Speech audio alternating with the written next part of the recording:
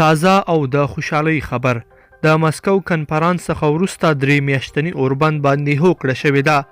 دا چې دا اوربند به په کومو شرایطو باندې مربوط وي، تازه څه شوي دي، په دې ویډیو کې وګورئ او چینل سبسکرایب کړئ. السلام علیکم لیدونکو، ستړي مه شئ. د مسکو له کنفرانس وروسته یو شمېر سرچینو رسنیو ته ویلي چې امریکا او طالبان پر یو لنډمهاله اوربند سلا شوي او یو لنډمهاله اوربند به رامنځته شي.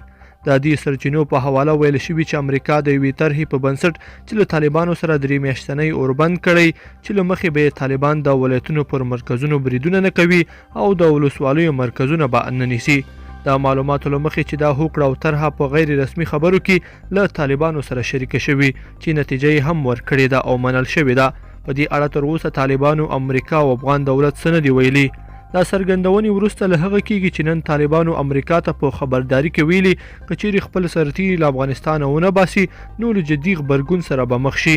وسلوالو طالبانو په تازه څرګندونو کې ویلي چې امریکا د دوحې هوکړې سره سم خپل سرتیري له افغانستانه وباسي.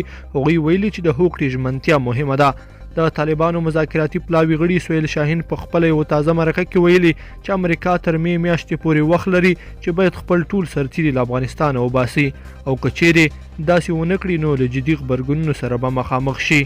لیدونکو په دې هیله چې دا مطلب به مو تر پایه لیدلی وي. که مو دغه ویډیو خوښه شوې ویډیو لایک کړئ، د سره او چینل سبسکرایب کړئ. تر بیا ښه وخت.